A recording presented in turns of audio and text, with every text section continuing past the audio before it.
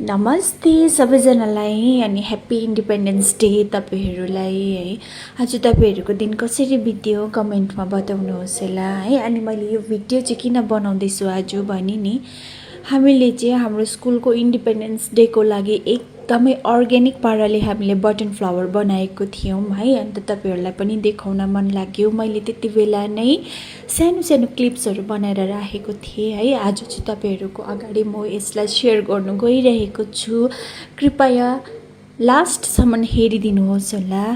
अन्त तपाईहरू आज के गर्नुभयो इन्डिपेन्डेन्स डेमा, कहाँ जानुभयो, के प्लान्सहरू थियो तपाईहरूको हैन, त्यो पनि कमेन्टमा बताउनुहोस् होला।